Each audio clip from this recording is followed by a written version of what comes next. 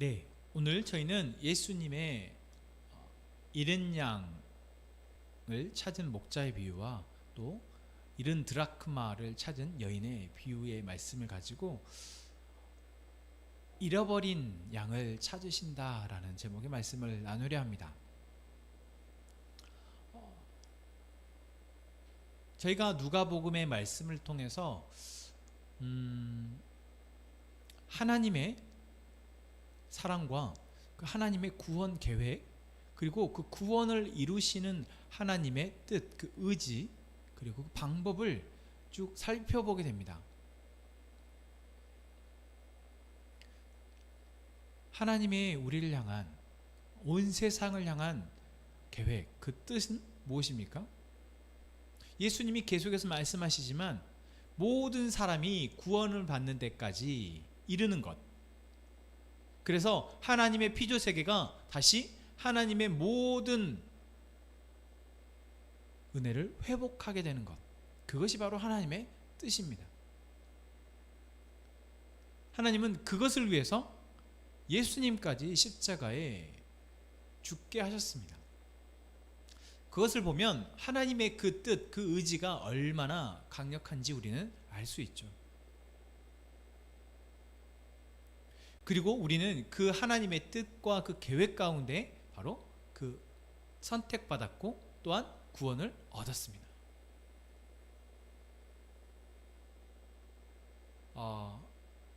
여러분, 그 예전에 타이타닉이라는 영화 기억나십니까?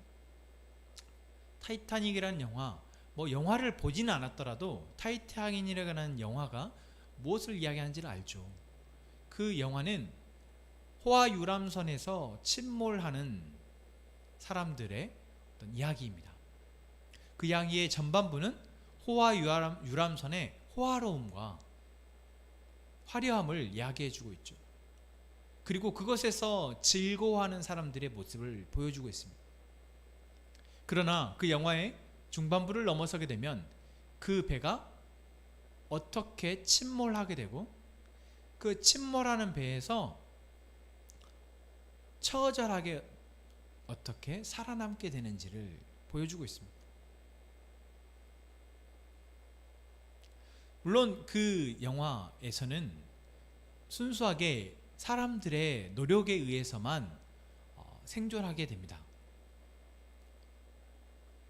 그 인간의 노력에 의해서 간신히 구명보트에 타게 되어진 몇몇의 소수의 사람들이 결국 살아남았고, 그 구명보트에서 이제 간신히 살아남은 그들이 물에 떠다녀 다니는 아직 구명보트를 타지 못한 사람들을 안타깝게 바라보는 모습이 저는 지금도 기억에 생생합니다. 구명보트에 타서 침몰하는 배를, 그리고 그 침몰하는 배 가운데 아우성치는 사람들의 모습을 바라보는 그 장면이 벌써 수십 년이 흘렀지만 지금도 귀에 또 눈에 선합니다. 여러분, 우리가 그러한 상황에 처해 있을 때 우리는 모두 어떠한 마음입니까? 그 안에 악인이든 악인이 아니든, 그 안에 부자든 부자가 아니든, 사실 인간이라면 그러한 대재앙과 같은 사고 가운데에서 모두가 생존하기를 바랍니다.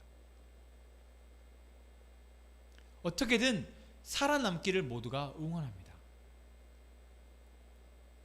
그게 바로 사람의 마음이죠. 물론 그 배 안에 자기가 정말 싫어하고 미워하는 원수가 타 있다면 그 원수가 침몰하는 모습을 보면서 통쾌할 사람이 어쩌면 있을 수 있지만, 사실 과연 그런 정신이 있을까요? 침몰하는 배를 바라보면서, 그곳에서 죽어가는 사람들을 바라보면서, 그래도 구명보트에 타 있는 사람들은 그 사람들을 안타깝게 바라보고 누구라도 한 명이라도 더 건져질 수 있으면, 구조되어질 수 있으면 좋겠다라고 아마 바라볼 것입니다. 오늘 저는 이 누가복음 15장의 예수님의 비유의 말씀을 보면서 예수님이 하나님의 아들로서 이 땅에 오셔서 모든 인류를 구하러 오시기 위해서, 결국 죽으시기 위해서 오셨는데, 그 예수님의 그 마음, 그 하나님의 마음을 모른 채 정말 자기는 조금 잘 살고 있다고, 자기는 의인이라고, 깨끗하다고 생각하는 사람들, 그리고 진정한 구원이 무엇인지, 진짜 내가 살아남았다, 내가 이제 살았다라고 생각하는 것이 무엇인지, 진짜 살음이 무엇인지를 모르는 사람들이 참 많다라고 생각하게 됩니다. 여러분, 침몰하는 배 가운데에서 살아남은 것은 무엇입니까? 돈을 많이 버는 것입니까? 좋은 옷을 입은 것입니까? 내가 특등석의 티켓을 갖고 있는 것입니까? 그 배의 소유주, 아니요, 침몰하는 그 배에서는 그 배를 내가 소유하고 있든, 내가 특등석 여객이든, 그 승객이든, 내가 돈이 많은 부자이든, 내가 신분이 어떠하든, 내가 무슨 옷을 입고 있든, 그 침몰하는 배에서는 살아남는 것이 진짜 살아남은 것입니다.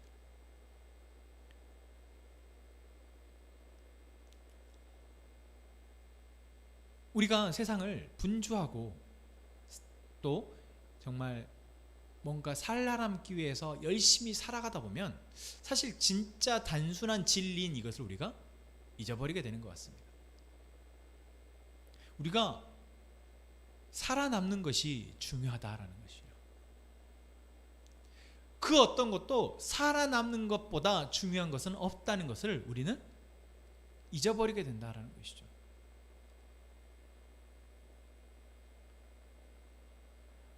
돈이 아무리 많은들, 내가 아무리 좋은 직장을 들어간들, 내가 아무리 많은 것을 배우고 있고 소유하고 있고 높은 위치에 올라간들, 살아남는 것보다 더 중요한 것은 없다라는 사실을 우리는 분주하게 세상을 살아가다 보면 자꾸 잊어버리게 되는 것 같습니다. 어쩌면 지금 이런 요즘과 같이 코로나로 인한 대재앙의 시기에 우리가 살아다 보면 정말 병에 안 걸리는 것, 그것이 정말 다행이다. 뭐 돈이 많든 적든, 어느 집에 살고 있든, 내가 어느 차를 타든, 그것은 코로나가 걸렸냐 안 걸렸냐로 우리는 사실 어떻게 보면 판가름 되는 겁니다.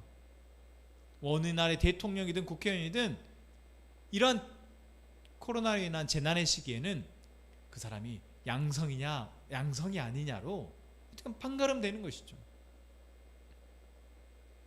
그 사람이 아무리 바쁜 일이 있어도 양성이 되면, 확진이 되면 어떻게 됩니까? 격리됩니다. 아무리 중요한 일을 앞두고 있어도 확진됐으면 격리하게 됩니다. 자기가 원하고 바라던 모든 것들이 스탑이 되는 것이죠. 우리가 이런 상황을 보면서 진짜 우리가 중요한 것이 무엇인지를 돌아보게 된다라는 것이죠. 오늘 누가복음 15장에서는 예수님이 세리와 죄인들과 함께 하는 모습을 보여주고 있습니다.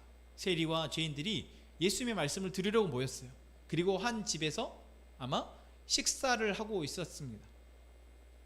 그때 바리새파 사람들과 율법학자들이 투덜거린다는 건 무엇입니까? 불만이 있다는 것이죠. 그게 못마땅하다라는 것입니다. 왜 못마땅합니까? 예수님이 죄인들을 맞아들이고 죄인들과 함께 밥을 먹고 있는 것이 바로 그들에게는 불만이었습니다.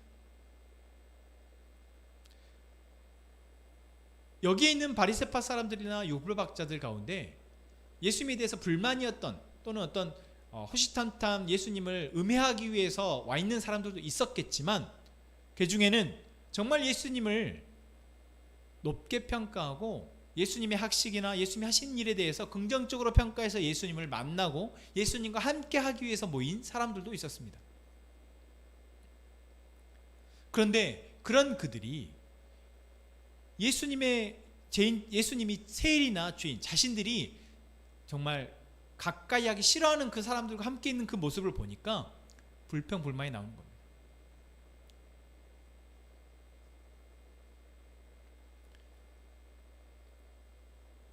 여러분, 제가 오늘 말씀 묵상 영상에서도 이야기를 했지만 바리새파 그리고 율법학자 이런 사람들은 하나님의 말씀을 누구보다도 잘 알고 있고 이해하고 있는 사람들입니다.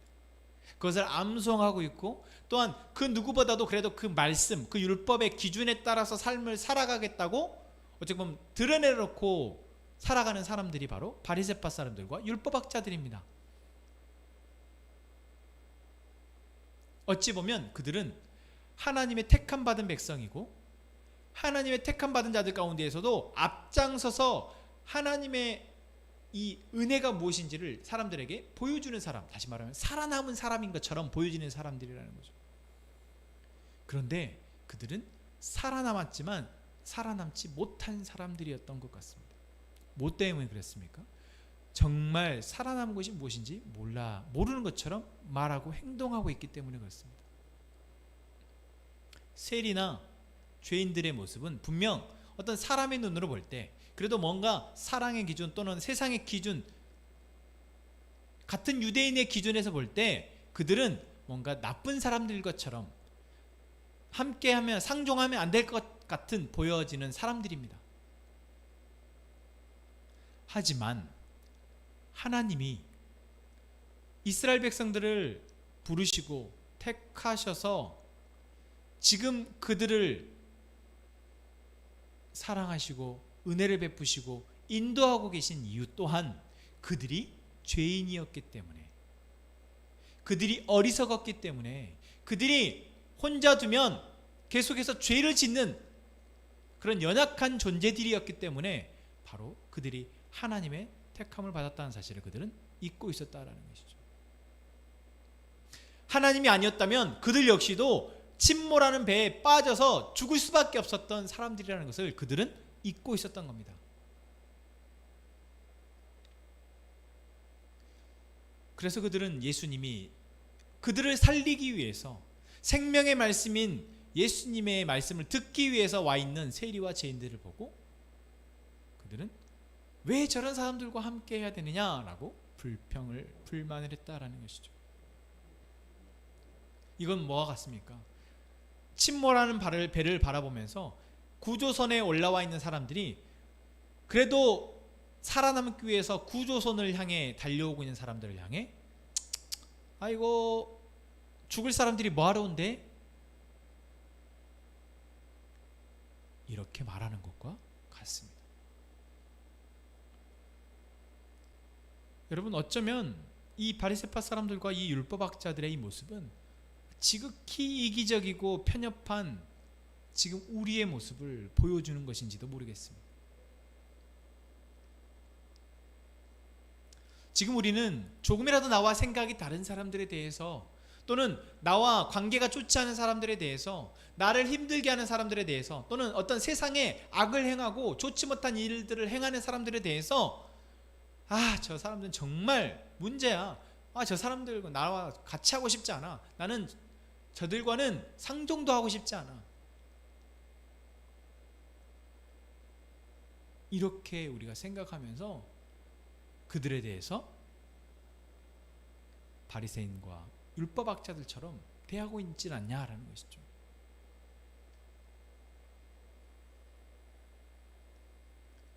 우리도 그랬던 때가 있었는데 말입니다.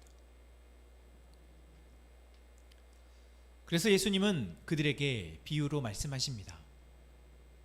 어떤 사람이 양 100마리가 있는데 그 가운데 한 마리를 잃었다면 그 한 마리를 찾아 나서지 않겠느냐. 그 한 마리를 찾아서 돌아왔을 때 그 99마리의 양보다 그 찾은 한 마리 때문에 더 기뻐하지 않겠느냐라고 비유로 말씀하시죠. 이것은 무엇입니까? 이것은 우리에게 두 가지를 이야기해 줍니다. 먼저 양 99마리는 목자의 보호 아래, 목자의 인도 아래, 목자의 은혜 아래 살고 있는 사람들이다라는 것입니다. 그리고 여전히 한 마리가 잃어버렸고 그 잃어버린 한 마리는 죽을 위기에 처했다라는 것이죠. 그리고 그 한 마리를 위해서 목자는 찾아 나선다라는 것입니다. 그런데 만약 여기에서 양 99마리가 왜 우리 목자가 우리를 놔두고 한 마리를 찾으러 가지? 그 한 마리 없어도 되는데 여기에 99마리는 있는데 왜 한 마리를 찾으러 가지? 라고 말을 한다면 여러분, 그 양은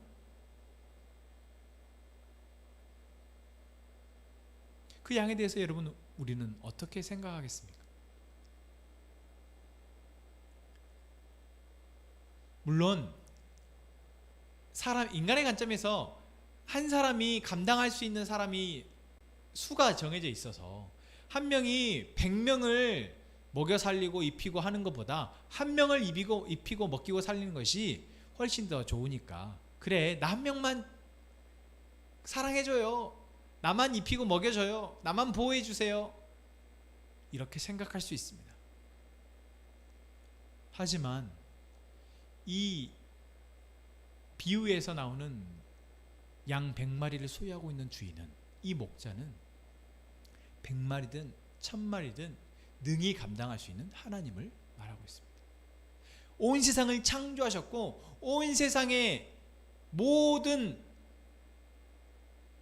일을 다 능히 감당하실 수 있는, 이 땅에 있는 모든 죄인의 문제를 능히 감당하실 수 있는, 그래서 예수님까지 십자가에 못 박게 하신 하나님이시다라는 것입니다.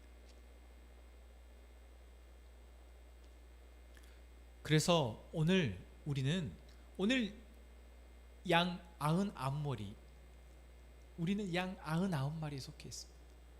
이미 하나님의 은혜 아래서 하나님이 공급하시는 걸 통해 살아가고 있습니다. 그럴 때 하나님이 우리에게 보여주시는 것이죠. 잃어버린 한 마리를 찾아 가시는 하나님의 모습을. 우리가 바라볼 때 그 잃어버린 한 마리는 목자가 통제할 때 통제를 벗어나서 자기 마음대로 가다가 사고난 아이와 같습니다. 규칙을 지키라는데 규칙을 지키지 않는, 그래서 결국 문제가 생긴 문제와 같습니다. 그런데 만약 목자가 그 잃어버린 한 양을 찾으러 가지 않는다면 우리도 언젠가 잃어버린 한 마리의 양이 되어졌을 때 하나님이, 그 목자가 우리도 찾지 않을 수도 있다는 것이죠. 여러분, 그 생각을 우리는 안 하는 겁니다. 하나님이 만약 누구는 사랑하시고 누구는 사랑하시지 않는 하나님이시라면 여러분, 우리는 하나님의 사랑을 받을 수 없습니다. 만약 목자가 99마리의 양만 내가 잘 케어해야지 라고 한다면 또 다시 한 마리가 잊어버리게 된다면 이제는 98마리, 한 마리씩 줄어도 줄어도 괜찮지 라고 생각한다면 것입니다. 여러분, 그 잃어버린 한 마리, 늑대에게 이리에게 잡혀서 잡아먹히는 그 한 마리가 우리가 될 수도 있다라는 것이죠. 아니, 어쩌면 우리는 매일 매 순간 잃어버린 존재, 또는 늑대에게 잡혀가 버리는 그러한 위험 속에 놓여진 존재입니다. 그런데 놀랍게도 하나님이 잃어버린 양을 찾아 나서신다라는 것입니다. 하나님이 잃어버린 우리를 찾아 나서신다는 것입니다. 이것은 잃어버린 양은 저 사람인데 저 사람 나는 싫어요, 저 사람은 죄인이잖아요, 저 사람은 못된 사람이잖아요, 이렇게 우리가 평가를 할 때 그 한 사람이 바로 우리가 될 수 있다는 거예요. 우리는 그러면 그러지 않냐라는 것입니다. 하나님이 잃어버린 양을 찾아 나서신다는 것은 우리가 미워하고 함께하기 싫어하는 사람들을 찾아 나서신 것이 아니라 바로 우리를 찾아 나서시는 거예요. 하나님이 우리를 사랑하신다는 것을 말씀하고 있다는 것입니다. 그래서 예수님은 이 비유를 통해서 세리와 죄인들을 위해서 내가 왔다라고 말씀하시지만, 또한 그들을 비판하고 비난하는 바리새인과 율법학자들을 위해서도 그들이 회개하고 돌아오기를 바라서 이 비유의 말씀을 하신 거라는 것을 우리는 알았으면 좋겠습니다. 사랑하는 함께 행복한 가족 여러분, 하나님이 우리를 사랑하십니다. 우리는 그 하나님의 사랑이 있기에 넘어지고 엇길로 나가고 또 낙심하고 하나님이 없다 생각하며 우리가 잘난 줄 알고 우리의 노력으로만 살아가고 살아가려 할지라도 하나님이 우리를 다시 찾아오신다라는 것. 어떻게 해서든 하나님의 우리 안에, 하나님의 보호 아래 우리를 두시고 우리를 사랑하신다는 것, 여러분 그것을 기억하셨으면 좋겠습니다. 그것을 우리가 잊지 않는다면 이제 우리와 함께 살아가는 사람들을, 비록 우리의 마음에 좀 들지 않고 우리가 함께하고 싶지 않은 그러한 사람들까지도 하나님이 사랑하고 계시다라는 것, 그들을 찾기 위해서 지금 길을 가고 계시다라는 것, 언젠가는 그들을 하나님께서 찾으실 거라는 것, 그것을 우리가 믿고 그 잃어버린 양을 찾기를 위해서 그 영혼을 하나님이 되찾도록 우리가 기도하기를 원합니다. 우리가 하나님 아버지의 마음을 가지고 그 아버지께서 바라보는 그 영혼들을 위해서 기도할 때 하나님이 우리를 통해서 그 일을 이루실 줄로 믿습니다. 이 시간 우리 함께 기도합시다.